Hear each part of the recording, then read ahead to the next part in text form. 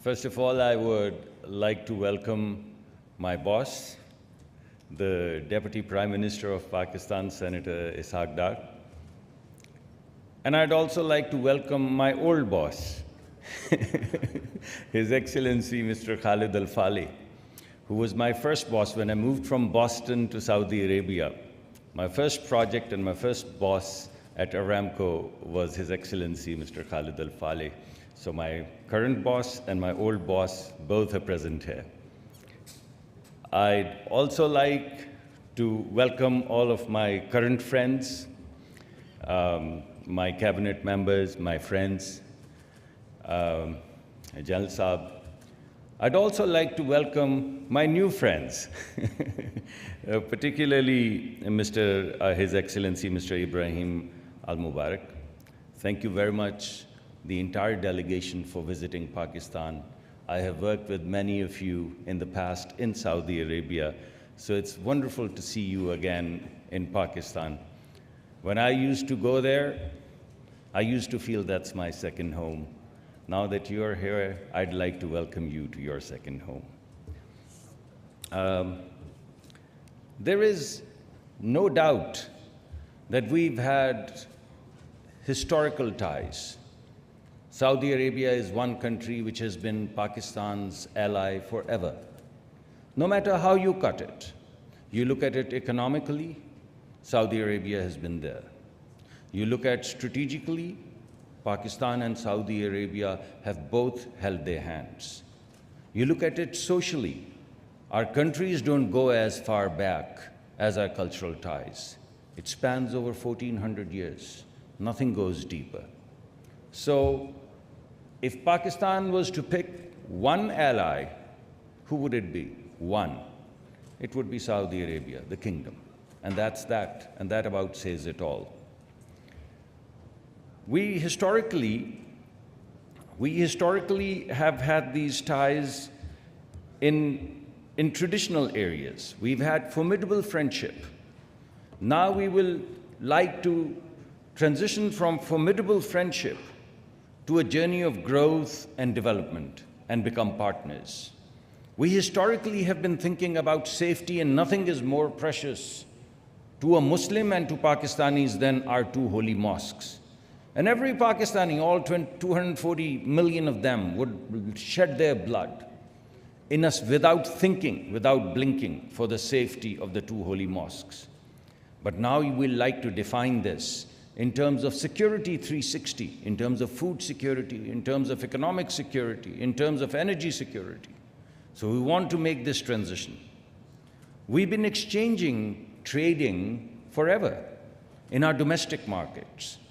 But there's a big revolution brewing outside globally, and we'd like to plug jointly into now these global value chains. And so far, we've been producing a lot of commodities, and Saudi Arabia has a lot of exposure to the oil economy. But out there is an industrial 4.0 revolution going on, for which both countries are ready. And we'd like to join our hands and move from where we are to this new destination. And ladies and gentlemen, what all I have said, it ties in very neatly with the grand vision of His Royal Highness, the Crown Prince. Seamlessly ties into it. If you look at the kingdom's vision, what do you see? You see growth. And when you look at Pakistani economic vision, what do you see? You see exports. So growth in Saudi Arabia, exports from Pakistan, they tie together. That's our journey. What else do you see? You see resource-intensive clusters and energy-intensive clusters in Saudi Arabia.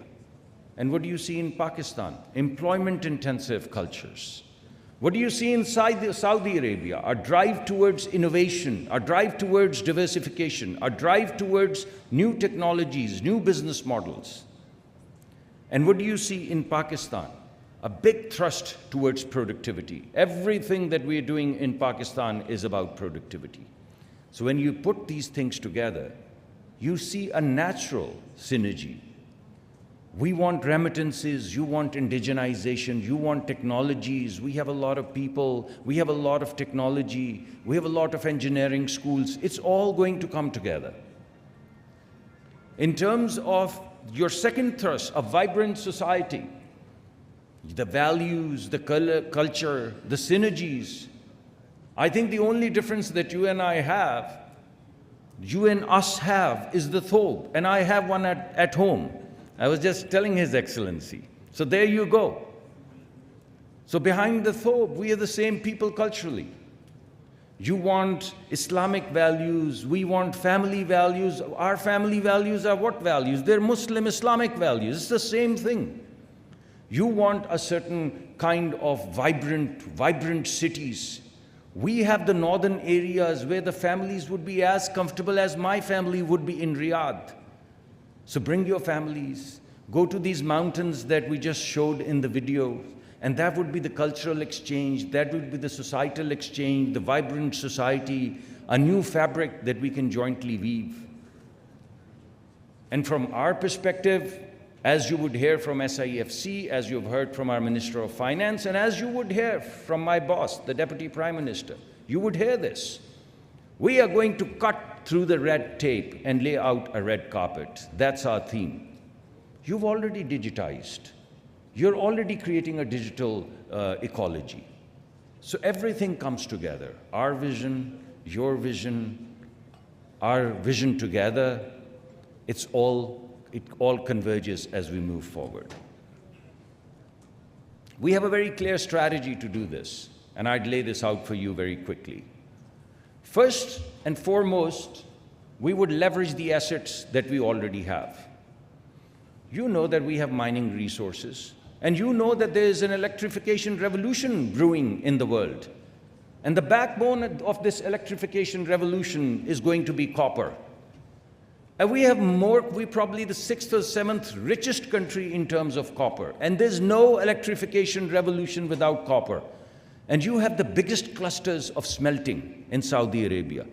You take this raw material, you smelt it, and we jointly move it downstream, and we've all plugged into this great revolution of electrification.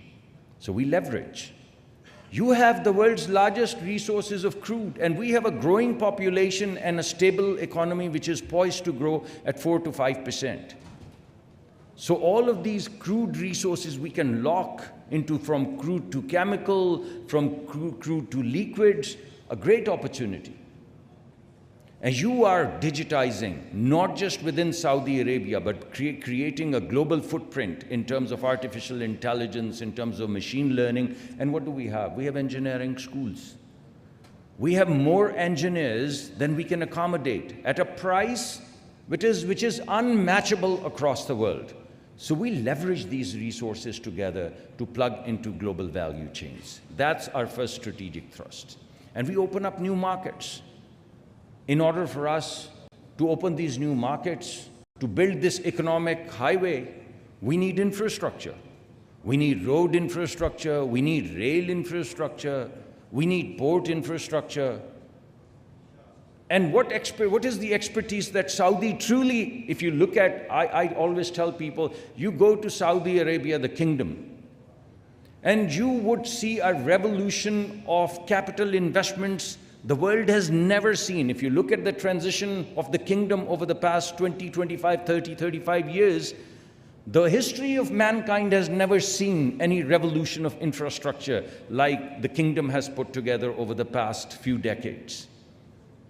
So with that kind of expertise in infrastructure and this kind of need of infrastructure, you put this together and you get all the answers. So we have the infrastructure both to unleash our mining resources, but also to tap into new Central Asian markets.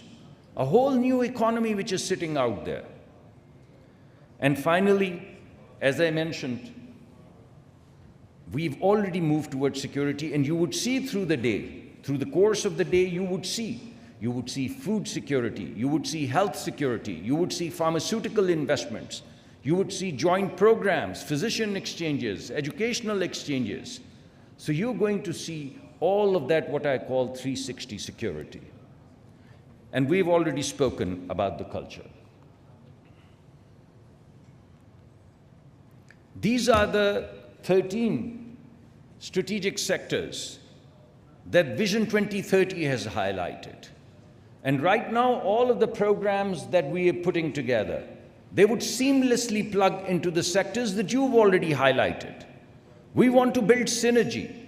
So you would see today that we've already highlighted 7 to 8 sectors, and we have 35 value propositions in these sectors that you've highlighted. So we're putting in front of you things and directions in which you already want to go. Nothing new. And these are exactly the sectors, whether it be healthcare and pharmaceuticals, whether it be financial services and the role that we can play in terms of back end, whether it be consumer goods and retail. Right now, when you look at Neom City or when you look at other grand projects, what do they need? They need construction materials. And when you walk into the northern areas of Pakistan and you see mountains, what do you think these mountains are? These are construction materials. They're granite, they're marble. They're all construction materials. And finer construction material than you would get from Italy at a price which is a fraction. So businessmen sitting here, they know exactly what to do with that. And that's exactly the direction in which we want to go.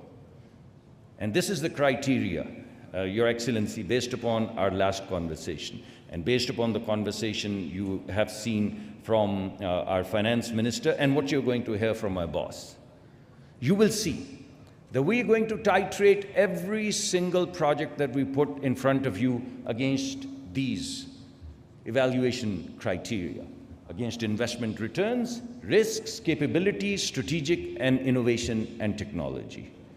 And in the teasers that we've put together, and you have the booklet, you would see the first cut of these evaluation criteria. You will find the high-level information. On every value proposition, you'd find elements of these criteria in the teaser. And when our businessmen and your businessmen, they join hands and they sit together and sign NDUs, you would begin to see the details of all of this information.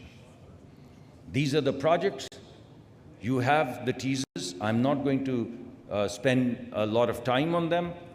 But all of these areas are the areas that you've already highlighted in Vision 2030. Our success, your success, jointly together would bring about a revolution. And I'm confident that we'd be able to participate in it and make a success of it. And in order to make a success of it, as our Chief of the Army Staff yesterday also mentioned, we've put together SIFC. When we say from red tape to red carpet, what we mean is SIFC. What used to happen in a year now happens in a month. Very soon, it will happen in a week. We've put together a strategy which is going to de-risk you. And right now, we've hired the best-in-class people to take these ideas, to take these teasers, and make them very detailed value propositions through process of due diligence and business plans. I'm sure we'll succeed, but only if you hold our hands. Thank you very much for your attention.